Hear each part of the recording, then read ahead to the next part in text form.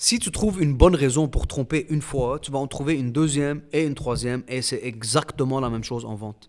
Le maître là-dedans, c'est qui? Jordan Belfort. Un vendeur hors pair, mais qui n'a aucun crédit, in my opinion. Et dans cette vidéo, je t'explique pourquoi.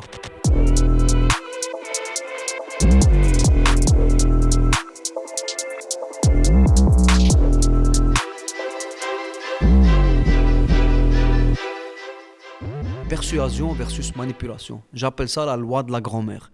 En vente et en gestion, bien sûr, la ligne, elle est très mince entre la persuasion et la manipulation.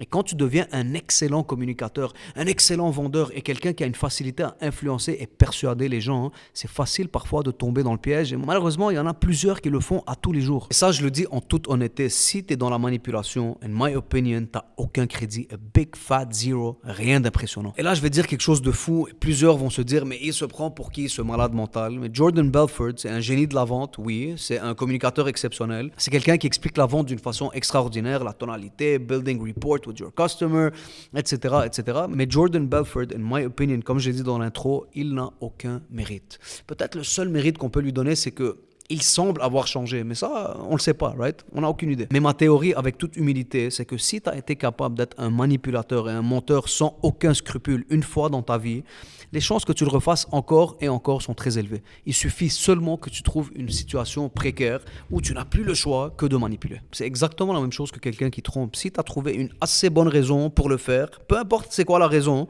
il suffit que tu en trouves une autre dans ta vie pour le refaire encore et encore. Et je sais, on est tous humains, on a tous des pensées négatives qui nous traversent l'esprit, ou des fois on a même des moments où est-ce qu'on fait face à des situations où est-ce qu'on a l'impression qu'on n'a vraiment plus le choix. Ce qui va faire la différence entre ceux qui font l'acte versus ceux qui ne le font pas, c'est tes valeurs internes qui sont non négociables. Donc sachant que la ligne elle est très mince entre la manipulation et la persuasion, il y a une technique très simple mais très puissante qu'on peut utiliser et ça prend une fraction de seconde pour le faire.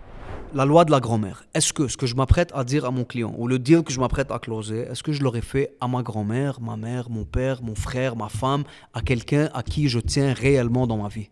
Si la réponse est non, ça veut dire automatiquement que je suis dans la manipulation. Par la suite, c'est toi et ton jugement. C'est toi qui décides si tu veux continuer ou tu veux pas continuer. Et by the way, j'en suis venu à cette réalisation quand j'étais au point de signer une cliente âgée qui payait un prix astronomique avec ma compétition. Ça faisait aucun sens.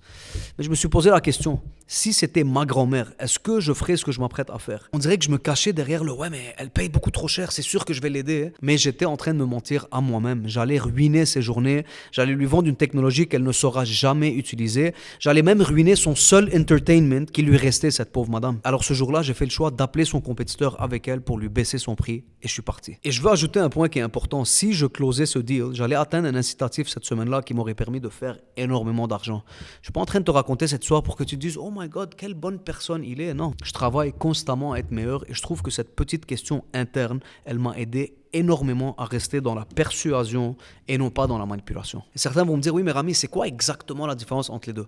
De façon simple, la manipulation, c'est dans un objectif ultime qui est bon pour toi, mais mauvais pour l'autre personne, versus la persuasion, où est-ce que tu cherches le bien de l'autre personne avant quoi que ce soit, et toi par la suite, tu vas en bénéficier. C'est comme les parents qui vont utiliser des techniques de persuasion pour convaincre leurs enfants de manger qu'est-ce qui a été préparé à souper, par exemple. La méthode qu'ils vont utiliser peut être à discuter, certains sont meilleurs que d'autres pour le faire, bien évidemment, mais en bout de ligne, ils le font pour le bien de leurs enfants et non pas leur bien à eux. Et un dernier petit point que je voulais ajouter, quelque chose qui peut contribuer à savoir est-ce que je suis plus dans la manipulation versus la persuasion, c'est si toi, directeur des ventes, tu crois pas réellement au message que tu es en train de véhiculer à ton équipe, ou toi, un vendeur qui est shark, qui est là pour aller chercher des résultats, tu crois pas réellement au produit que tu es en train de vendre, éviter la manipulation va être très difficile pour toi. Et souvent, la réponse à la fameuse question, est-ce que je vendrais ça à ma mère ou à ma grand-mère? La réponse va être non. Sur ce, je vous souhaite une excellente journée. Je souhaite aussi que vous restez dans la persuasion versus la manipulation. Et je vous dis à bientôt pour un prochain Heart to Heart.